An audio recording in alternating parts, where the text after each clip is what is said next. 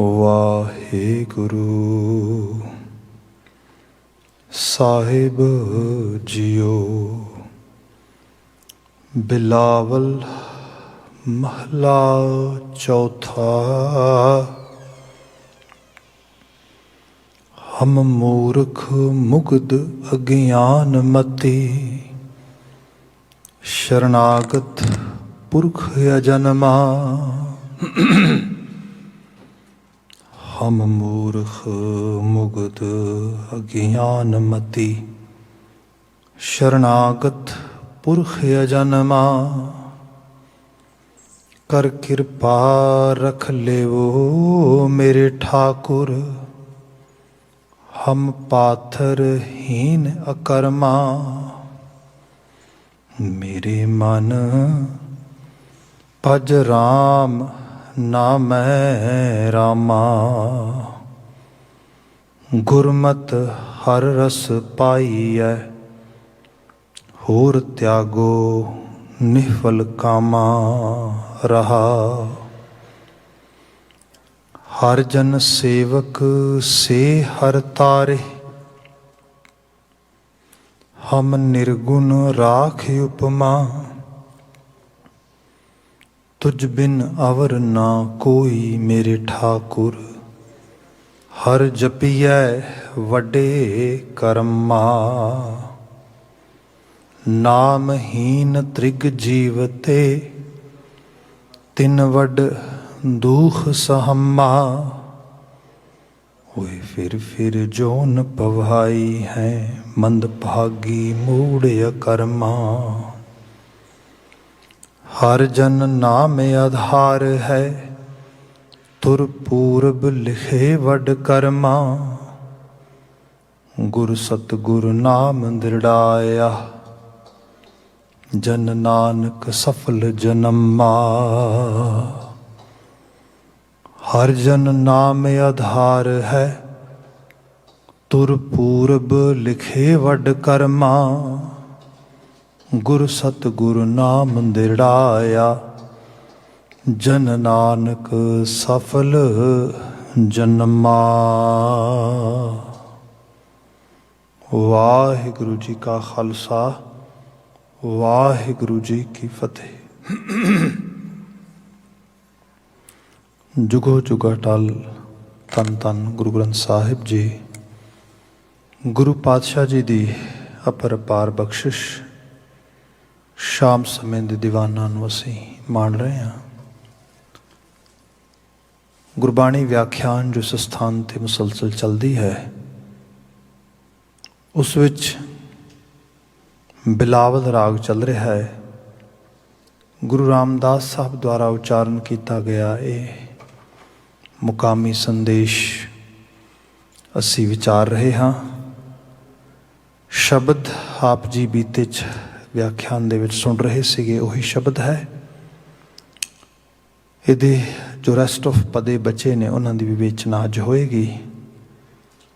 ਸਰਸਰੀ ਨਜ਼ਰ ਰਹਾਓ ਦੇ ਪਦੇ ਤੋਂ ਲਗਾਉਂਦਿਆਂ ਹੋਇਆਂ ਅਸੀਂ ਵਿਚਾਰ ਅੱਗੇ ਤੋਰਾਂਗੇ। ਗੁਰਦੇਵ ਜ਼ਿਕਰ ਕਰ ਰਹੇ ਸੀ, ਮੇਰੇ ਮਨ ਭਜ ਰਾਮ ਨਾਮੈ ਰਾਮਾ।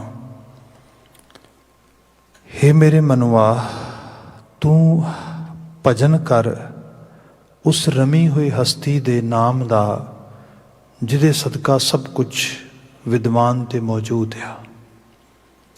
ਬਾਤ ਕੀਤੀ ਸੀ ਕਿ ਜੋ ਕੌਨਸ਼ੀਅਸ ਲੈਵਲ 'ਤੇ ਬੰਦੇ ਨੂੰ ਸੁਚੇਤ ਹੋਣਾ ਚਾਹੀਦਾ ਹੈ ਕਿ ਐਗਜ਼ਿਸਟੈਂਸ ਜਿਹਦੇ ਕਰਕੇ ਮੇਰੀ ਤੁਹਾਡੀ ਸਭ ਦੀ ਹੋਂਦ ਆ, ਉਸ ਹੋਂਦ ਵਾਲੇ ਦਾ ਅਹਿਸਾਸ ਸੁਰਤ ਕਦੀ ਭੁੱਲੇ ਨਾ। ਬਾਕੀ ਸਭ ਚੀਜ਼ਾਂ ਵਕਤੀ ਨੇ, ਮਨਫੀ ਤੌਰ 'ਤੇ ਆ ਰਹੀਆਂ ਨੇ, ਅਤੇ ਇਹਨਾਂ ਨੇ ਅਲਟੀਮੇਟਲੀ ਧੂੜ ਤੋਂ ਉੱਡ ਹਿੱਕਣ ਕੇ ਫਿਰ ਧੂੜ 'ਚ ਹੀ ਆ ਜਾਂਦੇ ਨੇ। ਪਾਣੀ ਤੋਂ ਉੱਠ ਰਹੀਆਂ ਲਹਿਰਾਂ ਫਿਰ ਪਾਣੀ 'ਚ ਹੀ ਸਮਾ ਜਾਂਦੀਆਂ ਨੇ। ਸੋ ਇਹ ਤੱਤਾਂ ਦਾ ਜੁੜਾਅ ਅਤੇ ਉਖੜਾਅ ਇਹ ਸਭ ਚੱਲਦਾ ਰਹਿਣਾ ਹੈ, ਪਰ ਜੋ ਰਮਿਆ ਹੋਇਆ ਆ ਉਹ ਸਦਾ ਕਾਇਮ ਦਾਇਮ ਆ। ਅਤੇ ਇਹ ਮੇਰੇ ਮਨਵਾ, ਉਹਦਾ ਅਹਿਸਾਸ ਰੱਖ, ਉਸ ਦੇ ਨਾਲ ਆਪਣੀ ਸਾਂਝ ਰੱਖ। ਸੋ ਇਹ ਹੈ ਮਨ ਕਰਕੇ, ਚੇਤਨਾ ਕਰਕੇ ਅਸੀਂ ਇਹਦੇ ਬਾਬਤ ਅਵੇਅਰ ਹੋ ਜਾਈਏ, ਚੇਤਨ ਹੋ ਜਾਈਏ। ਸੋ ਬਚਨ ਸੀਗਾ, ਮੇਰੇ ਮਨ ਭਜ ਰਾਮ ਨਾਮੈ ਰਾਮਾ, ਗੁਰਮਤ ਹਰ ਰਸ ਪਾਈਐ, ਹੋਰ ਤਿਆਗੋ ਨਿਫਲ ਕਾਮਾ। ਗੁਰੂ ਕੀ ਮਤ ਦੇ ਜ਼ਰੀਏ ਇਸ ਰਸ ਨੂੰ ਪ੍ਰਾਪਤ ਕਰੀਏ, ਕਿਉਂਕਿ ਇਹਦਾ ਇੱਕ ਰਸ ਵੀ ਹੈ। ਜੇ ਰਸ ਦੀ ਬਾਤ ਕੀਤੀ ਜਾਏ ਇਨ ਅ ਵੈਰੀ ਸਿੰਪਲ ਟਰਾਂਸਲੇਸ਼ਨ ਜਿਹਨੂੰ ਸਲਿਆਉਂਦੇ ਹਾਂ ਅਸੀਂ, ਤੇ ਇਸ ਸਾਰੇ ਦੀ ਸਾਰੀ ਬਾਡੀ ਅਸਲ ਵਿੱਚ ਰਸਾਇਣ ਆ, ਕੈਮੀਕਲਸ ਨੇ। ਤੇ ਜੋ ਖਾਂਦੇ ਆ, ਪੀਂਦੇ ਆ, ਜੋ ਜਿਸ ਤਰੀਕੇ ਨਾਲ ਵੀ ਈਵਨ ਜੀਵਨ ਦੇ ਹਰ ਮੂਵ ਦੇ ਵਿੱਚ ਕੈਮੀਕਲਸ ਜਨਰੇਟ ਹੁੰਦੇ ਨੇ ਅੰਦਰ ਲਗਾਤਾਰ। ਖੁਸ਼ੀ ਦੇ ਵੀ ਕੈਮੀਕਲ ਨੇ, ਦੁੱਖ ਦੇ ਵੀ ਕੈਮੀਕਲ ਨੇ, ਸਟ੍ਰੈਸ ਦੇ ਵੀ ਕੈਮੀਕਲ ਨੇ, ਰਿਲੈਕਸੇਸ਼ਨ ਦੇ ਵੀ ਕੈਮੀਕਲਸ ਨੇ। Everything is chemical. ਜੋ ਬਾਤ ਆ ਕਿ ਬੰਦੇ ਦੀ ਸੁਰਤ ਖਿਆਲਾਂ ਦੀ ਉਸ ਦੁਨੀਆ ਵਿੱਚ ਜਾਏ ਜਿਹਦੇ ਅੰਦਰ ਇਹ ਜਿਹੜੇ ਰਸ ਨੇ, ਜਿਹੜੀ ਜ਼ਿੰਦਗੀ ਬੇਰਸੀ ਲੱਗਦੀ ਹੈ, ਜਿਹੜੀ ਜ਼ਿੰਦਗੀ ਦੇ ਵਿੱਚ, ਜਿਹਨੂੰ ਅੱਜ ਕੱਲ੍ਹ ਬੜਾ ਸਿੰਪਲ ਕਿਹਾ ਜਾਂਦਾ ਕੈਮੀਕਲ ਇੰਬੈਲੈਂਸਮੈਂਟ। ਯਾਰ ਅੱਜ ਕੱਲ੍ਹ ਜਿਹੜੀ ਮੈਂਟਲ ਹੈਲਥ ਦੀ ਇੰਨੀ ਜ਼ਿਆਦਾ ਚਰਚਾ ਹੋ ਰਹੀ ਹੈ, ਸਭ ਚੀਜ਼ਾਂ ਹੋ ਰਹੀਆਂ ਨੇ, ਇਹਦਾ ਸਿੱਧੇ ਤੌਰ 'ਤੇ ਸੰਬੰਧ ਸਾਡੇ ਨਿਊਰੋ ਸਾਇੰਸ ਦੇ ਵਿੱਚ ਜਿਹੜੇ ਕੈਮੀਕਲ ਇੰਬੈਲੈਂਸਮੈਂਟ ਹੈ ਉਹਦੀ ਹੈ। ਸਾਰੀ ਬਾਡੀ 'ਚ ਤਾਂ ਚਲੋ ਜਿੱਥੇ ਕਿਤੇ ਜਿਸ ਰੂਪ ਵਿੱਚ ਹੁੰਦਾ, ਉਹਦੇ ਨਾਲ ਕੋਈ ਫਿਜ਼ੀਕਲ ਡਿਜ਼ੀਜ਼, ਕੋਈ ਬਿਮਾਰੀ, ਕੁਛ ਇਸ ਚੀਜ਼ਾਂ ਆਉਂਦੀਆਂ, ਪਰ ਜਿਹਨੂੰ ਬਹੁਤ ਆਏ ਤਾਂ ਪਕੜ 'ਚ ਨਹੀਂ ਆਉਂਦਾ, ਉਹ ਹੈਗਾ ਸਾਡਾ ਨਿਊਰੋ ਸਿਸਟਮ। ਸੋ ਉਹਦੇ ਵਿੱਚ ਜਿਹੜੀ ਬੇਰਸੀ ਹੈ, ਜਿਹਦੇ ਕਰਕੇ ਬੰਦੇ ਦੇ ਮਨ ਦੀ ਦੁਨੀਆ ਵਿਗੜਦੀ ਹੈ, ਅਤੇ ਉਹ ਕਿਤੇ ਨਸ਼ਿਆਂ ਵਾਲੇ ਪਾਸੇ ਤੁਰ ਪੈਂਦਾ ਆ, ਕਿਤੇ ਆਈਸੋਲੇਟ ਹੋ ਕੇ ਡਿਪਰੈਸ਼ਨ ਵਾਲੇ ਪਾਸੇ ਤੁਰ ਪੈਂਦਾ, ਕਿਤੇ ਸੈਲਫ ਹਾਰਮ ਵਾਲੇ ਪਾਸੇ ਤੁਰ ਪੈਂਦਾ, ਅਤੇ ਅਲਟੀਮੇਟਲੀ ਕਿਤੇ ਸੁਸਾਈਡ ਕਰਨ ਵਾਲੇ ਪਾਸੇ ਤੁਰ ਲੈਂਦਾ। What is that? All these coming from chemical imbalancement, ਬੇਰਸੀ। ਸੋ ਕਿਹਾ ਗਿਆ ਜੀਵਨ ਰਸ ਦਾ ਨਾਂ ਹੈ, ਅਤੇ ਰਸ ਸਿਰਫ ਖਾ ਪਾ ਕੇ ਹੰਢਾ ਕੇ ਨਹੀਂ ਆਉਂਦਾ, ਸੋਚਾਂ ਤੋਂ ਆਉਂਦਾ ਆ। ਅਤੇ ਸੋਚਾਂ ਦੇ ਵਿੱਚ ਜਿੱਥੇ ਸੋਚਾਂ ਦਾ ਵੱਡਾ ਅਹਿਸਾਸ ਹੋਏ, ਵੀ ਅਕਾਲ ਪੁਰਖ ਵਾਹਿਗੁਰੂ ਦੀ ਅੰਗ ਸੰਗ ਮਾਨਣ ਵਾਲੀ ਬਿਰਤੀ ਸੁਰਤੀ ਬੰਦੇ 'ਚ ਹੋਏ, ਉਹਦੇ 'ਚ ਇੱਕ ਹਾਇਰ ਲੈਵਲ ਦੀ ਬੰਦੇ ਦੀ ਸੋਚ ਕੈਮੀਕਲ ਜਨਰੇਟ ਕਰਦੀ ਹੈ। ਸੋ ਇੱਥੇ ਗੁਰੂ ਰਾਮਦਾਸ ਸਾਹਿਬ ਨੇ ਬਿਆਨ ਕੀਤਾ ਕਿ ਗੁਰਮਤਿ ਹਰ ਰਸ ਪਾਈ ਹੈ, ਹੋਰ ਤਿਆਗੋ ਨਿਹਫਲ ਕਾਮਾ। ਬਾਕੀ ਹੋਰ ਜੋ ਅਸੀਂ ਧਰਮ ਕਰਮ ਦੇ ਕੰਮ ਕਈ ਵਾਰ ਸਮਝਦੇ ਹਾਂ, ਬਾਬਾ ਜੀ ਬੜੇ ਕਲੀਅਰ ਨੇ, ਉਹ ਨਿਹਫਲ ਨੇ, ਉਹਨਾਂ 'ਚ ਕੋਈ ਬਹੁਤਾ ਕੁਛ ਪਾਣ ਕੱਢਣ ਨੂੰ ਨਹੀਂ ਹੈਗਾ। That is just meaningless. ਇਸ ਰੂਪ ਵਿੱਚ ਬਾਤ ਕੀਤੀ ਕਿ ਰਹਾਓ। ਅੱਗੇ 2 ਨੰਬਰ ਪਦੇ ਤੋਂ ਅੱਗੇ ਵਿਚਾਰ ਲਿਜਾਨੇ ਹਾਂ। ਮਹਾਰਾਜ ਬਿਆਨ ਕਰਦੇ ਕਿ ਹਰਜਨ ਸੇਵਕ ਸੇ ਹਰ ਤਾਰੇ, ਹਮ ਨਿਰਗੁਣ ਰਾਖ ਉਪਮਾ। ਰਾਖ ਉਪਮਾ ਅਸਲ ਵਿੱਚ ਉਸ ਪਰਿਪੂਰਨ ਦੀ ਇੱਕ ਉਪਮਾ ਵੀ ਹੈ। ਉਪਮਾ ਕਹਿੰਦੇ ਨੇ ਵਡਿਆਈ ਨੂੰ, ਸਤੁਤੀ ਨੂੰ, ਤਾਰੀਫ ਨੂੰ, ਗਲੋਰੀ ਨੂੰ, ਉਹਦੀ ਪ੍ਰੇਜ਼ ਨੂੰ। ਸੋ ਉਹਦੀ ਪ੍ਰੇਜ਼ ਕੀ ਹੈ, ਉਹਦੀ ਵਡਿਆਈ ਕੀ ਹੈ, ਉਹਦੀ ਉਪਮਾ ਕੀ ਹੈ? ਉਹਦੀ ਉਪਮਾ ਇਹੀ ਹੈ ਕਿ ਨੀਚਹਿ ਊਚ ਕਰੈ ਮੇਰਾ ਗੋਬਿੰਦ, ਕਾਹੂੰ ਤੇ ਨਾ ਡਰੈ। ਇਹ ਉਹਦੀ ਉਪਮਾ ਹੈ। ਉਹਦੀ ਉਪਮਾ ਇਹ ਹੈ ਕਿ ਐਸੀ ਲਾਲ ਤੁਝ ਬਿਨ ਕੌਣ ਕਰੈ, ਗਰੀਬ ਨਿਵਾਜ ਗੁਸਈਆਂ, ਮੇਰੇ ਮਾਥੈ ਛਤਰ ਤਰੈ। ਇਹ ਹੈ ਉਹਦੀ ਉਪਮਾ। ਮਤਲਬ ਜਿਸ ਨੂੰ ਉਹ ਛੂ ਲਵੇ, ਜਿਸ ਨੂੰ ਉਹ ਨਵਾਜ ਦੇਵੇ, ਉਹਦੇ 'ਚ ਤੇ ਕੋਈ ਕਮੀ ਨਹੀਂ ਰਹਿ ਜਾਂਦੀ। ਪਾਰਸ ਆ, ਸੋ ਪਾਰਸ ਕਲਾ ਵਾਪਰ ਜਾਂਦੀ। ਜਿਵੇਂ ਆਪਾਂ ਗੁਰੂ ਦੀ ਉਪਮਾ ਦੀ ਗੱਲ ਕਰਦੇ ਹਾਂ, ਅਤੇ ਆਪ ਕਦੀ ਉਰਦੂ ਦੇ ਅਦੀਬਾਂ ਨੂੰ ਪੜ੍ਹੋ, ਤਾਂ ਗੁਰੂ ਦੇ ਅਦਬ ਵਿੱਚ ਅਦੀਬੀ ਬੋਲ ਜਦੋਂ ਲਿਖਦੇ, ਤੇ ਉਹ ਕਹਿੰਦੇ ਕਿ ਐ ਮੇਰੇ ਗੁਰੂਦੇਵ ਤੇਰੀ ਪਨਾਹ ਮੇਂ ਆ ਕੇ ਸਭੀ ਦੁੱਖ ਦੂਰ ਹੋਤੇ ਹੈ। ਇਹ ਉਪਮਾ ਆ। ਉਹਦੀ ਉਪਮਾ ਇਹ ਹੈ ਕਿ ਜਿਹੜਾ ਉਹਦੇ ਰਿਫਿਊਜ਼ ਵਿੱਚ ਆ ਜਾਂਦਾ ਆ, ਜਿਹੜਾ ਉਹਦੀ ਪਨਾਹ ਵਿੱਚ ਆ ਜਾਂਦਾ, ਜਿਹੜਾ ਉਹਦੇ ਸ਼ੈਲਟਰ ਨੂੰ ਅਡਾਪਟ ਕਰ ਲੈਂਦਾ ਆ, ਉਹਨੂੰ ਫਿਰ ਹੋਰ ਕੋਈ ਦੁੱਖ, ਕੋਈ ਪੋਹ ਨਹੀਂ ਸਕਦਾ। ਇਹ ਸੁਰਤ ਦੀ ਗੱਲ ਹੋ ਰਹੀ ਹੈ ਸਾਰੇ। ਉਹਦੇ ਲਈ ਫਿਰ ਦੁਨੀਆ ਦੇ ਦੁੱਖ ਸੁੱਖ ਦੀ ਪਰਿਭਾਸ਼ਾ ਵੀ ਬਦਲਦੀ ਹੈ। ਸਵੈ ਮੇਰੇ ਗੁरुदेव तेरी पनाह में आके सभी दुख दूर होते हैं, अंधेरे में भटकने वाले पुर नूर होते हैं। ਇਹ ਉਪਮਾ ਹੈ ਉਹਦੀ। ਜਿਹੜੇ ਹਨੇਰਾ ਢਾਉਂਦੇ ਨੇ ਸਵੇਰ ਤੋਂ ਸ਼ਾਮ ਤੱਕ, ਉਹਨਾਂ ਨੂੰ ਤੂੰ ਪੁਰ ਨੂਰ, ਰੋਸ਼ਨ ਦਿਮਾਗ ਕਰ ਦੇਣਾ ਹੈ, ਬੁੱਝੇ ਹੋਏ ਦੀਵੇ ਜਗਾ ਦੇਣਾ ਹੈ। ਇਹ ਉਪਮਾ ਹੈ ਉਹਦੀ। ਜਿਹੜਾ ਮੱਥਾ ਉਹਦੇ ਅੱਗੇ ਆ ਕੇ ਰੱਖਿਆ ਜਾਂਦਾ ਹੈ, ਉਹ ਮੱਥੇ ਦੀ ਜੋਤ ਜਗਦੀ ਹੈ, ਉਹ ਮੱਥੇ ਨੂੰ ਲੋ ਲੱਗਦੀ ਹੈ, ਉਸ ਮੱਥੇ 'ਚ ਸੋਝੀ ਆ ਜਾਂਦੀ, ਅਕਲ ਆ ਜਾਂਦੀ, ਸਮਝ ਆ ਜਾਂਦੀ, ਗਿਆਨ ਆ ਜਾਂਦਾ, ਤੌਫੀਕੀਅਤ ਆ ਜਾਂਦੀ, ਲਤਾਫਤ ਆ ਜਾਂਦੀ। ਉਹ ਮੱਥਾ ਕਾਬਲ ਹੋ ਜਾਂਦਾ ਸੰਸਾਰ ਨੂੰ ਸਮਝਣ ਦੇ ਵਿੱਚ, ਸੰਸਾਰ ਵਿੱਚ ਆਪਣੇ ਰੋਲ ਨੂੰ ਸਮਝਣ ਦੇ ਵਿੱਚ, ਉਸ ਰੋਲ ਦੇ ਵਿੱਚ ਬਣਾਉਣੀਆਂ ਆਪਣੀਆਂ ਚੋਣਾਂ, ਚੋਇਸਿਸ ਨੂੰ ਬਿਲਡ ਕਰਨ ਦੇ ਵਾਸਤੇ। ਇਹ ਉਪਮਾ ਹੈ ਉਹਦੀ। ਸੋ ਇਹ ਲਿਟਰੇਸੀ ਦੇ ਲੈਵਲ 'ਤੇ ਅਸੀਂ ਇਸ ਤਰੀਕੇ ਨਾਲ ਵੀ ਦੇਖਦੇ ਹਾਂ। ਸੋ ਅਦੀਪ ਦਾ ਬਚਨ ਉਹ ਕਹਿੰਦਾ ਹੈ, ਮੇਰੇ ਗੁरुदेव तेरी पनाह में आके सभी दुख दूर होते हैं, अंधेरे में भटकने वाले पुरनूर होते हैं, तेरे दर की खाक भी अक्सीर है मेरे सतगुरु। ਇਹਦੀ ਖਾਕ ਵੀ ਅਕਸੀਰ ਹੈ, ਉਪਮਾ ਹੈ ਉਹਦੀ। ਉਹਦੇ ਰਾਹ 'ਤੇ ਤੁਰਨ ਵਾਲੇ, ਉਹਦੇ ਰਾਹ ਦੇ ਰਾਗੀਰਾਂ ਦੇ ਚਰਨਾਂ ਦੀ ਧੂੜ ਵੀ ਚੱਕ ਕੇ ਮੱਥੇ ਨੂੰ ਲਾਓ ਤੇ ਕਹਿੰਦੇ ਨੇ ਜ਼ਿੰਦਗੀ ਸਫਲ ਹੋ ਜਾਂਦੀ ਹੈ। ਇਹ ਉਪਮਾ ਹੈ ਉਹਦੀ। ਮਤਲਬ ਇੱਕ ਐਸੀ ਆਸਥਾ, ਇੱਕ ਐਸਾ ਵਿਸ਼ਵਾਸ ਜਿਹਦੇ 'ਚ ਇਹ ਆਵੇ ਕਿ ਤੇਰਾ ਜ਼ਿਕਰ ਵੀ ਹੋਵੇ, ਤੇਰਾ ਅਹਿਸਾਸ ਵੀ ਆਵੇ, ਤੇਰਾ ਨਾਂ ਵੀ ਆਵੇ ਤੇ ਬੰਦਾ ਪਾਕ ਹੋ ਜਾਂਦਾ ਹੈ, ਪਵਿੱਤਰ ਹੋ ਜਾਂਦਾ ਹੈ। ਇਹ ਉਪਮਾ ਹੈ ਉਹਦੀ। ਇਹੀ ਤਰੀਕਾ ਆ ਭਗਤ ਰਵਿਦਾਸ ਜੀ ਕਹਿੰਦੇ ਕਿ ਐਸੀ ਲਾਲ ਤੁਝ ਬਿਨ ਕੌਣ ਕਰੇ, ਤੇਰੇ ਤੋਂ ਬਿਨਾਂ ਇਹ ਲਾਲਿਮਾ ਕੌਣ ਬਖਸ਼ੇਗਾ। ਸੱਚਾਈ ਇਹ ਹੈ, ਲੋਕਾਂ ਜੋ ਸੰਸਾਰੀ ਵਰਤਾਰੇ ਜਿਹਨੂੰ ਅਸੀਂ ਜ਼ਿਆਦਾ ਐਕਸਪੀਰੀਅੰਸ ਕਰਦੇ ਹਾਂ, ਮਨਮੁਖ ਬਿਰਤੀ 'ਚ ਰਹਿਣ ਵਾਲੇ ਲੋਕ, ਉਹ ਹੈ ਕਿ ਸੰਸਾਰ ਵਲਨਰੇਬਲ ਦਾ ਫਾਇਦਾ ਚੁੱਕਦਾ ਆ, ਐਡਵਾਂਟੇਜ ਲੈਂਦਾ ਆ। ਗਰੀਬ ਨੂੰ ਯੂਜ਼ ਕੀਤਾ ਜਾਂਦਾ ਹੈ, ਗਰੀਬ ਨੂੰ ਨਵਾਜਿਆ ਨਹੀਂ ਜਾਂਦਾ, ਬਲਕਿ ਉਸ ਨੂੰ ਰਵਾਇਆ ਜਾਂਦਾ ਹੈ, ਰੁਲਾਇਆ ਜਾਂਦਾ ਹੈ, ਉਸ ਨੂੰ ਇਸਤੇਮਾਲ ਕੀਤਾ ਜਾਂਦਾ ਹੈ, ਉਸ ਦੇ ਵਿੱਚੋਂ ਆਪਣੇ ਫਾਇਦੇ ਲੱਭੇ ਜਾਂਦੇ ਨੇ। ਪਰ ਜਿਹੜਾ ਅਦਨੇ ਨੂੰ, ਨਿਮਾਣੇ ਨੂੰ, ਦੀਨ ਨੂੰ ਗਲ ਲਾਉਂਦਾ ਹੈ, ਉਹਦੀ ਉਪਮਾ ਆ।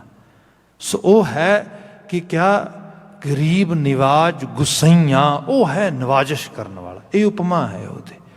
ਸੋ ਜੋ ਗੁਰੂ ਤੇ ਗੁਰੂ ਵਰਸਾਇਆ ਗਿਆਨ ਹੈ, ਇਹਦੀ ਵਡਿਆਈ ਨੂੰ ਸਮਝੋ ਤੇ ਇਸ ਵਡਿਆਈ ਨੂੰ ਆਪਣੇ ਮਨ ਨੂੰ ਵਿਖਾਓ। ਤਾਂ ਹੀ ਉਪਮਾ ਵਿਖਾਈ ਜਾ ਰਹੀ ਹੈ, ਤਾਂ ਹੀ ਰਾਹ ਵਿਖਾਇਆ ਜਾ ਰਿਹਾ, ਤਾਂ ਹੀ ਦੱਸਿਆ ਜਾ ਰਿਹਾ ਰਾਹ ਇੰਨਾ ਵਧੀਆ ਆ, ਇੰਨਾ ਫਾਇਦੇਮੰਦ ਆ, ਇੰਨੀ ਚੰਗਿਆਈ ਹੈ ਇਹਦੇ 'ਚ, ਇੰਨੀ ਅੱਛਾਈ ਹੈ। ਈਵਨ ਕਾਉਂਸਲਿੰਗ ਦੇ ਸਾਡੇ ਇੱਕ ਸਪੈਸੀਫਿਕ ਕੋਰਸ ਹੈ ਪੂਰਾ ਦਾ ਪੂਰਾ, ਮੋਟੀਵੇਸ਼ਨਲ ਜਿਹੜੀ ਹੈ ਅਪਰੋਚ, ਉਹ 'ਚ ਇਹ ਕੀਤਾ ਜਾਂਦਾ ਹੈ ਕਿ ਜਿਹੜੇ ਖਾਸ ਕਰਕੇ ਕੈਰੀਅਰ ਕਾਉਂਸਲਿੰਗਸ ਵਾਸਤੇ ਸਪੈਸੀਫਾਈ ਕਰਦੇ ਨੇ, ਸਪੈਸੀਫਿਕ ਹੁੰਦੇ ਨੇ, ਉਹਨਾਂ ਨੂੰ ਇਹਦੇ ਬਾਬਤ ਐਕਸਪਰਟ ਬਣਾਇਆ ਜਾਂਦਾ ਹੈ। ਆਪਾਂ ਦੇਖਦੇ ਹਾਂ ਬੱਚੇ ਕੈਰੀਅਰ ਦੀਆਂ ਚੋਇਸਿਸ ਬਣਾਉਂਦੇ ਨੇ, ਅਤੇ ਮੈਂ ਖੁਦ ਬਹੁਤ ਸਾਰੇ ਐਸੇ ਲੋਕ ਦੇਖੇ, ਮਿਲੇ ਬੜੇ ਥੋੜ੍ਹੇ ਜਿਹੇ ਸਮੇਂ ਦੇ ਵਿੱਚ, ਜਿਨ੍ਹਾਂ ਨੇ ਕਿਹਾ ਕਿ ਕੈਰੀਅਰ ਚੋਇਸ ਤਾਂ ਬਣਾ ਲਈ, ਕੈਰੀਅਰ ਵੀ ਬਣ ਗਿਆ, ਬਟ ਸਮਹਾਓ ਮੈਂ ਇਸ ਕੈਰੀਅਰ ਨੂੰ ਸ਼ੁਰੂਆਤ ਵਿੱਚ ਪਸੰਦ ਨਹੀਂ ਸੀ ਕਰਦਾ, ਹੌਲੀ ਹੌਲੀ ਥੋੜ੍ਹਾ ਇਹਦੇ 'ਚ ਠੀਕ ਫੀਲ ਕਰ ਰਿਹਾ, but I wasn't that much aware ਜਦੋਂ ਮੈਨੂੰ ਮਤਲਬ ਸ਼ੁਰੂਆਤ ਕੀਤੀ। ਜਾਂ ਕਈਆਂ ਨੇ ਕਿਹਾ ਕਿ ਮੇਰੀ ਕੈਪੇਬਿਲਿਟੀ ਤਾਂ ਬੜੀ ਸੀ। ਮੇਰੇ ਕੋਲ ਬੱਚਾ ਇੱਕ ਵਾਰੀ ਇੱਥੇ ਆਇਆ, ਉਹ ਆਇਆ ਸੀਗਾ ਕਿਚਨਰ ਤੋਂ ਫਰਾਈਡੇ ਵਾਲੀ ਸ਼ਾਮ ਚਿੱਲ ਕਰਨ ਵਾਸਤੇ ਟੋਰਾਂਟੋ ਸਿਟੀ ਦੇ ਵਿੱਚ। ਕੀ ਮਨ ਵਿੱਚ ਆਇਆ, ਕਹਿੰਦਾ forget about chill, let's go to gurdwara sahib. ਮੱਥਾ ਟੇਕਣ ਆਇਆ, I was doing katha, he decided to sit in the Gurdwara Sahib and listen to whole katha, and after that he came to me, and after saying Fateh he was saying, Bhai Sahib, you know, I wasn't coming here to actually enjoy the Gurdwara Sahib's environment, I was going somewhere else, but somehow I came here. मैं क्या, you know, कोई पुरबला संस्कार तेरे अंदर जाग रहा है, इनू जागण दे। It's not happening due to just actually any other circumstances. ਕੋਈ ਵੱਡਾ ਪ੍ਰੋਗਰਾਮ ਹੈ ਮਦਰ ਨੇਚਰ ਦਾ ਤੇਰੇ ਵਾਸਤੇ, ਤੇ ਇਸ ਨੂੰ ਅਵੇਲ ਕਰ। ਉਹਨੂੰ ਖੁਸ਼ੀ ਹੋਈ ਸਾਰੀ ਗੱਲਬਾਤ ਸੁਣ ਕੇ। ਫਿਰ ਦੋ ਚਾਰ ਗੱਲਾਂ ਹੋਰ ਹੋਈਆਂ। ਮੈਂ ਕਿਹਾ ਕੀ ਕਰਦਾ ਹੈ, ਕਹਿੰਦਾ ਬੈਂਕਿੰਗ 'ਚ ਹੈਗਾ, ਆਹ ਚੀਜ਼ਾਂ ਨੇ ਇਸ ਤਰੀਕੇ ਨਾਲ। ਪਰ ਕਹਿੰਦਾ ਕਮਾਲ ਇਹ ਹੈ, ਮੇਰੇ ਤੋਂ ਵੀ ਡਮ ਲੋਕ ਉਹ ਆਪਣੇ ਆਪ ਨੂੰ ਬਾਤ ਕਰਕੇ ਕਹਿੰਦੇ they are going in medical side, they are becoming doctors. Now I'm thinking ਮੈਂ ਤਾਂ ਬੜਾ ਵਧੀਆ ਡਾਕਟਰ ਬਣ ਸਕਦਾ ਸੀਗਾ। ਮੈਂ ਕੋਈ ਬਹੁਤਾ ਲੇਟ ਨਹੀਂ ਹੈਗਾ, ਆਪਾਂ ਹੁਣ ਵੀ ਬਣ ਸਕਦੇ ਹਾਂ। ਮੈਂ ਇਸ ਤਰੀਕੇ ਦੀਆਂ ਬਾਤਾਂ ਕੀਤੀਆਂ। ਕਹਿੰਦਾ ਨਹੀਂ ਆਮ ਸੈਟਿਸਫਾਈਡ ਵਿਦ ਮਾਈ ਕੈਰੀਅਰ। ਪਰ ਗੱਲ ਕੀ ਹੋਈ, ਜਿਹੜੀ ਬਾਤ ਮੌਲਿਕ ਰੂਪ ਵਿੱਚ ਮੈਂ ਕਰ ਰਿਹਾ ਸੀਗਾ, ਬੱਚੇ ਨੂੰ ਛੋਟੇ ਹੁੰਦਿਆਂ ਜਿਸ ਤੁਸੀਂ ਕੈਰੀਅਰ ਬਾਰੇ, ਪ੍ਰੋਫੈਸ਼ਨ ਬਾਰੇ ਜਿਸ ਤਰ੍ਹਾਂ ਦੇ ਤੁਸੀਂ ਜੀਵਨ ਯਾਪਨ 'ਚ ਉਸ ਨੂੰ ਲਿਜਾਣਾ ਚਾਹੁੰਦੇ ਹੋ, ਉਹਦੀ ਉਪਮਾ ਉਸ ਨੂੰ ਸਮਝਾਓ, ਉਹਦਾ ਮਨ ਗਾਹਕ ਬਣ ਜਾਏਗਾ, ਉਹ ਉਹਦੇ ਨਾਲ ਜੁੜ ਜਾਏਗਾ। ਐਗਜ਼ੈਕਟਲੀ ਇਹੀ ਹੈ ਗੁਰੂ ਤੇ ਕਰਤਾਰ ਦੀ ਚੀਜ਼। ਜੇ ਬੜੇ ਗਲੋਰੀਫਿਕੇਸ਼ਨ ਵੇ ਦੇ ਨਾਲ ਤੁਸੀਂ ਇਸ ਨੂੰ ਅੰਡਰਸਟੈਂਡ ਕਰੋਗੇ, ਐਕਸਪਲੇਨ ਕਰੋਗੇ, ਇਹ ਤੁਹਾਡੀ ਮਨ ਦੀ ਦੁਨੀਆ 'ਚ ਵਸੇਗਾ ਜਾ ਕੇ। ਇਹ ਰੂਪ ਆ ਜਿਹੜਾ ਅੱਜ ਏਥੀਜ਼ਮ ਦਾ ਜਾਂ ਹੋਰ ਇਹਦਾ ਬੜਾ ਬੁਖਾਰ ਵੀ ਚੜ੍ਹਿਆ ਆ। ਇਹਦਾ ਵੱਡਾ ਕਾਰਨ ਮਾਈਂਡ ਵਾਂਡਰਿੰਗ ਆ। ਹੁਣ ਮਾਈਂਡ ਵਾਂਡਰਿੰਗ ਦਾ ਤੁਸੀਂ ਅਹਿਸਾਸ ਦੇਖੋ ਕਿ ਚੀਜ਼ਾਂ ਨਾ ਤੇ ਇੱਕਦਮ ਵਿਗੜਦੀਆਂ ਨੇ, ਨਾ ਇੱਕਦਮ ਸਵਰਦੀਆਂ ਨੇ। ਹਾਲਾਂਕਿ ਵਿਗਾੜਨ ਲੱਗਿਆ ਫਿਰ ਵੀ ਥੋੜ੍ਹੀ ਸਪੀਡ ਫੜੀ ਜਾ ਸਕਦੀ ਹੈ, ਪਰ ਸਵਾਰਨ ਲੱਗਿਆ ਤੇ ਬਹੁਤ ਸਲੋ ਪ੍ਰੋਸੈਸ ਹੈ, ਕਿ ਕੁਦਰਤ ਨੇ ਨੇਚਰ ਹੀ ਇਸ ਕਿਸਮ ਦਾ ਬਣਾਇਆ ਹੈ। ਭਗਤ ਫਰੀਦ ਦੇ ਸ਼ਬਦ ਪੜ੍ਹਦੇ ਹਾਂ, ਗੰਢੇਂਦੇ ਹਾਂ 6 ਮਾਹ, ਤੁੜੇਂਦੇ ਹਾਂ ਇੱਕ ਖਣੋ। ਜਿਹੜੀ ਚੀਜ਼ ਨੂੰ ਗੰਢਦਿਆਂ 6 ਮਹੀਨੇ ਲੱਗੇ, ਤੋੜਨ ਲੱਗਿਆ ਤੇ ਇੱਕ ਪਲ 'ਚ ਤੋੜ ਦਿੱਤਾ। ਹੁਣ ਕਿਸੇ ਰੂਪ ਦੇ ਵਿੱਚ ਵੀ ਦੇਖੀਏ ਆਪਾਂ, ਅੱਜ ਦਾ ਜਿਹੜਾ ਇਕੋਨਮੀ ਦਾ ਮਾਡਲ ਆ, ਸਾਨੂੰ ਬਹੁਤਿਆਂ ਨੂੰ ਪਸੰਦ ਹੋਏ ਨਾ ਹੋਏ, ਪਰ ਇਹ ਮਾਡਲ ਪਿੱਛੋਂ ਬਿਲਟ ਹੋ ਕੇ ਆਇਆ ਹੌਲੀ ਹੌਲੀ ਉਸ ਰੂਪ ਦੇ ਵਿੱਚ। ਅਤੇ ਇਹਦੇ ਨਾਲ ਕੁਛ ਵੱਡੇ ਲੈਵਲ 'ਤੇ ਡਿਸਟਰੈਕਸ਼ਨ ਵੀ ਕ੍ਰੀਏਟ ਹੋਈ। ਹੁਣ ਬੰਦਾ ਉਸ ਡਿਸਟਰੈਕਸ਼ਨ ਨੂੰ ਦੇਖੇ ਅਤੇ ਦੇਖ ਕੇ ਇਹ ਕਹੇ ਵੀ ਨਹੀਂ ਨਹੀਂ, ਆਹ ਵੀ ਨਹੀਂ ਠੀਕ, ਆਹ ਵੀ ਨਹੀਂ ਠੀਕ, ਫਿਰ ਇਹ ਕਹੇ ਅੱਛਾ ਰੱਬ ਹੈ। Sometime people literally ask me, do you believe in God? ਮੈਂ ਕਿਹਾ ਜੀ ਵੀ it's depend how are you asking and what you want to know. ਉਹ ਕਹਿੰਦੇ ਵੀ if God exists then why these actually sort of bad and cruel things are happening in this world? ਉਹ ਕਿਉਂ ਨਹੀਂ ਵਿਟਨੈਸ ਕਰ ਰਿਹਾ, ਕਿਉਂ ਨਹੀਂ ਵੇਖ ਰਿਹਾ, ਕਿਉਂ ਨਹੀਂ ਇਹ ਚੀਜ਼ਾਂ ਹੋ ਰਹੀਆਂ? ਭਈ ਗੱਲ ਇਹ ਹੈ ਕਿ ਮਨੁੱਖੀ ਕਿਰਦਾਰ ਨੂੰ ਕੁਦਰਤ ਨੇ ਇੱਕ ਬੜੀ ਵੱਡੀ ਅਟੋਨਮੀ ਦਿੱਤੀ ਹੈ।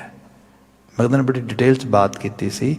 ਜਨਮ ਜਾਤ ਮਨੁੱਖ ਜਾਹਲ ਹੈ, ਪਰ ਕਰਮ ਜਾਤ ਮਨੁੱਖ ਰੱਬ ਦਾ ਸ਼ਰੀਕ ਹੈ।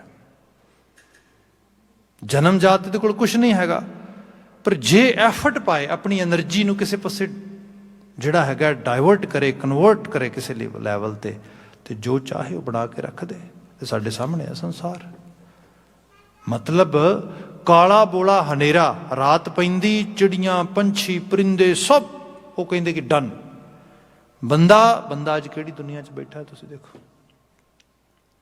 ਮਤਲਬ ਇੰਤਹਾ ਹੀ ਹੋਈ ਪਈ ਹੈ ਨਾ ਸਾਰੇ ਦੇ ਸਾਰੇ ਪਦਾਰਥ ਵਿੱਚ, ਹਰ ਚੀਜ਼ ਦੇ ਵਿੱਚ। ਸੋ ਇਹ ਪੋਸੀਬਿਲਿਟੀ ਇਹਦੇ ਕੋਲ ਇਸ ਲੈਵਲ ਦੀ ਮੌਜੂਦ ਹੈ, ਇਹ ਸੰਭਾਵਨਾ ਹੈ।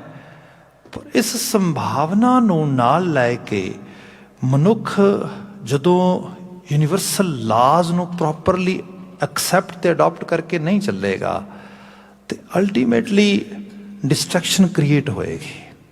ਕਿਉਂਕਿ ਮਦਰ ਨੇਚਰ ਦਾ ਇੱਕ ਲਾਅ ਹੈ, ਕੁਦਰਤ ਦਾ ਲਾਅ ਹੈ। ਉਹਦੇ ਮੁਤਾਬਕ ਤੁਸੀਂ ਨਾ ਚੱਲੋਗੇ, ਉਹਨੂੰ ਸਮਝੋਗੇ ਨਹੀਂ, ਹੁਕਮ ਨਹੀਂ ਸਮਝੋਗੇ ਉਹਦਾ, ਅਤੇ ਉਹ ਫਿਰ ਇੰਤਕਾਮ ਲਏਗੀ। ਇਹਨੂੰ ਤੁਸੀਂ ਗਲੋਬਲ ਵਾਰਮਿੰਗ ਕਹਿ ਲਓ, ਇਹਨੂੰ ਤੁਸੀਂ ਵੈਦਰ ਜਿਹੜਾ ਹੈਗਾ ਉਹਦੀ ਵੱਡੇ ਲੈਵਲ 'ਤੇ ਅੱਜ ਕੱਲ੍ਹ ਜਿਵੇਂ ਕਿਹਾ ਜਾ ਰਿਹਾ ਕਿ ਟਰਬੂਲੈਂਸ ਹੋ ਰਹੀ ਹੈ ਸਾਰੀ, ਜਿਵੇਂ ਸਟੇਟਸ ਵਿੱਚ ਰੀਸੈਂਟਲੀ ਤੁਸੀਂ ਦੇਖਿਆ ਪਿਛਲੇ ਕੁਝ ਘੰਟਿਆਂ ਦੇ ਜੋ ਕੁਝ ਈਸਟ ਕੋਸਟ ਵਾਲੀ ਸਾਈਡ 'ਤੇ ਹੋ ਰਿਹਾ ਹੈਗਾ। ਸੋ ਇਹ ਸਭ ਚੀਜ਼ਾਂ ਹੁੰਦੀਆਂ। ਹੁਣ ਬੰਦਾ ਕਹੇ ਕਿ ਰੱਬ ਕਿੱਥੇ ਆ, ਫਲਾਂ ਕਿੱਥੇ ਆ? ਬਈ ਉਹ ਤੇਰੇ ਮੇਰੇ ਸਭ ਦੇ ਵਿੱਚ ਮੌਜੂਦ ਆ, ਅਤੇ ਇਹ ਅਟੋਨਮੀ ਵੀ ਉਹਨੇ ਜਨਰੇਟ ਕੀਤੀ ਹੈ ਵੱਡੇ ਲੈਵਲ 'ਤੇ।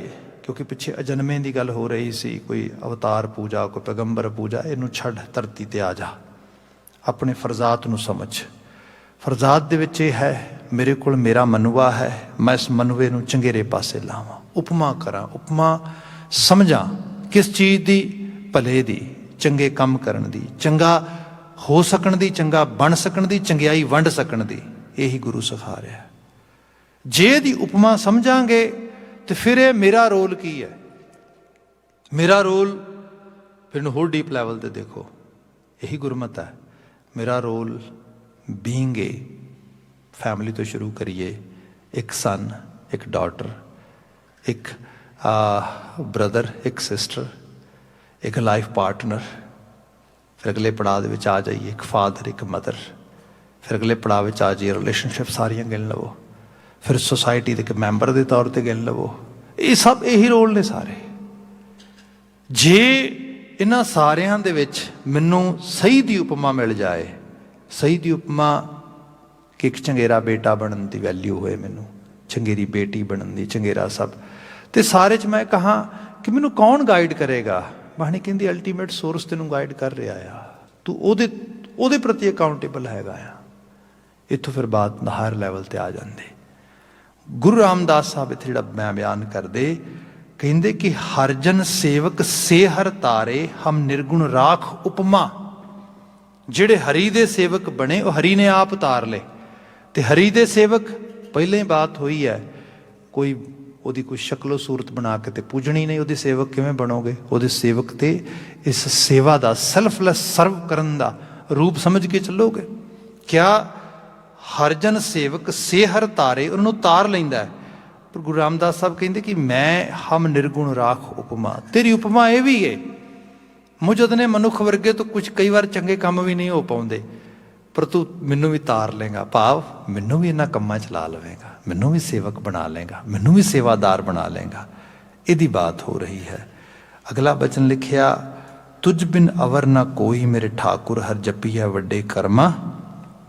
हे ठाकुर, जिहदी बात हो रही सी कि जिहदा हुक्म चार छपेरे चलदा आ, तू तुझ बिन अवर ना कोई मेरे ठाकुर, तेरे तो बिना साडा कोई होर सहारा नहीं गा। मन दी दुनिया जिहदे विच चंचलता, जिहदा एक रूप असीं चलाकी विच वेखदे आ, ये आवे ते इतना ये शार्प आ, इतना तेज आ कि बंदे नूं पता भी नहीं लगन देंदा। हर लैवल ते मैनूं पता आ मेरी माँ कोल मेरे तो ज़्यादा अकल आ, मेरे पिता कोल ज़्यादा अकल आ, मेरे टीचर कोल ज़्यादा अकल आ, पर मन मैनूं फिर भी कह रहा है भी ये बेवकूफ, इहनूं कुछ नहीं पता, तेनों ही पता सब। ये जिहड़ी अजीब जी हालत है साडे अंदर दी, इसनूं असीं किवें कंट्रोल कर सकते हैं, किवें काबू कर सकते हैं। साडे कोल कोई डायरैक्ट सोर्स नहीं हैगा। बाबा जी इत्थे बयान करदे, तुझ बिन अवर ना कोई मेरे ठाकुर। इस मन की दशा दे हे ठाकुर, जिहदा हुक्म चार छपेरे चलदा, तू ही इहदे उत्ते हुक्म चला, तू ही इहनूं काबू करन दी जाच मैनूं सिखा, तू ही अपने हुक्म दे अंदर लैके आ इसनूं। फिर क्या, हर जपिया वड्डे कर्मा। जे किते असीं जपन आराधन लग जाइए, उहदे विश्वास नूं प्राप्त करके उहदी रैपीटिशन अपनी सुरत च लै आईए, समझो बड़े वड्डे कर्म हो गए, बड़े वड्डा सुभाग हो गया साडा। अगला वाक है, नामहीन त्रिग जीव ते तिन वड दुख सहमा। नामहीन त्रिग जीव ते, त्रिग पुठोहारी पंजाबी का लफ्ज़ आ, जे किसी नूं 1000 फटकार पाउणी होए तो उन्होंने कह दिता जाता है तेरा जिउणा त्रिकार योग आ, त्रिग आ।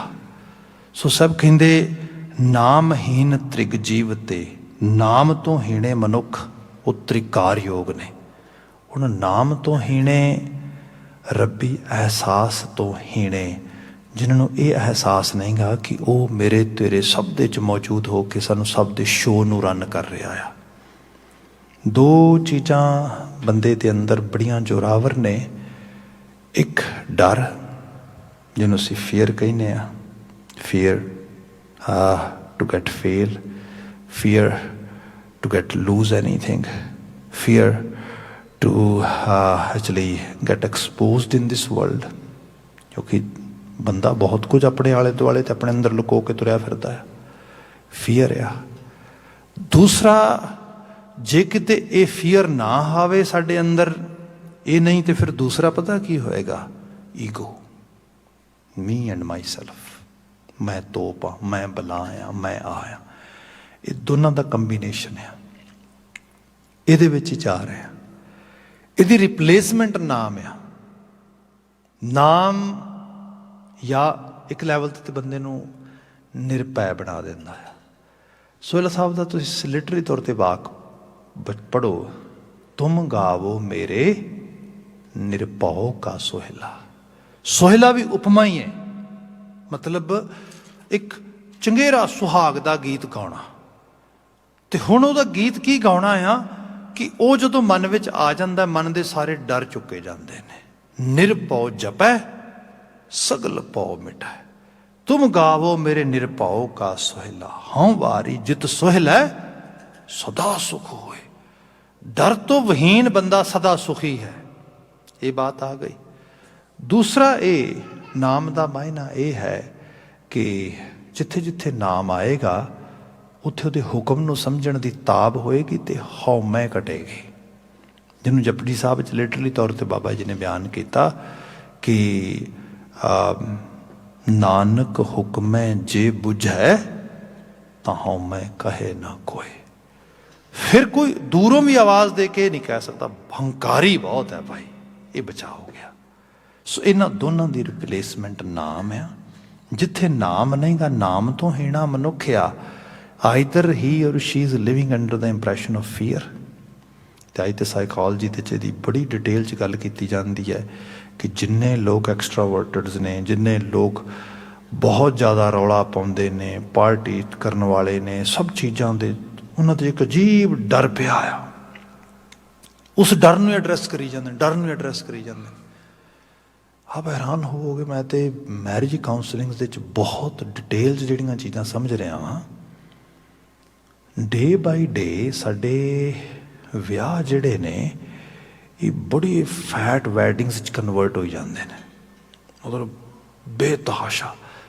तो इसदा मतलब जानो, इसदा मतलब है बहुत शोर शराबा ते रौला।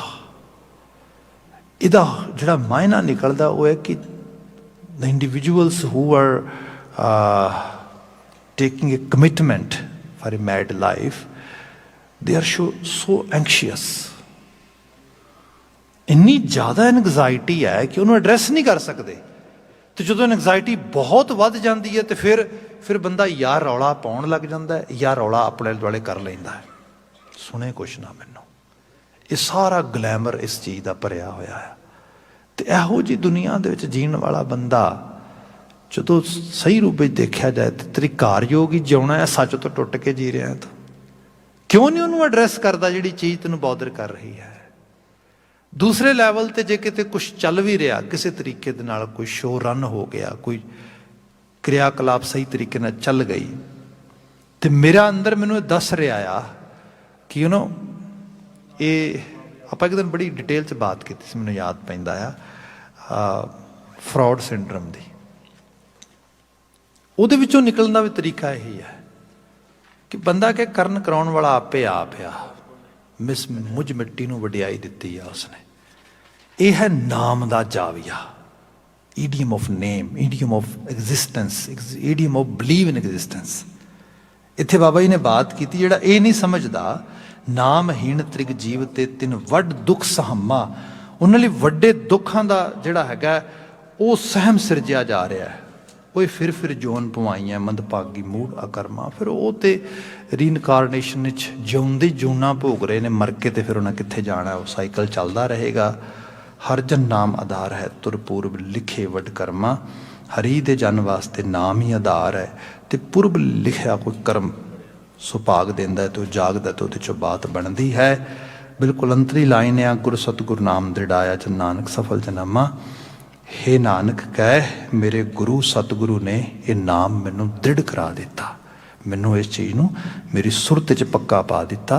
तो उहदे करके मेरा मन उदों वार वार अलाप रहा है, उदों वार वार एहसास रहा। साहब रहमत करन इन्हां आलमी बचना चों सी प्रेरणा लैके गुरमत गाड़ी राह ते धारनी हो सकीए। इन्नियां क बिनतियां नाल खिमा, भुलां गलतियां लई माफ़ी। ढाडी भी राह ने अगला समागम हो हाजरी पढ़ने अगले समागम विच किरसानी संघर्ष नाल जूझ रहे माई भाई की सफलता दे नाल ही, सफलता की अरदास के नाल ही फतेह बुलाउने। वाहिगुरू जी का खालसा, वाहिगुरू जी की फतेह।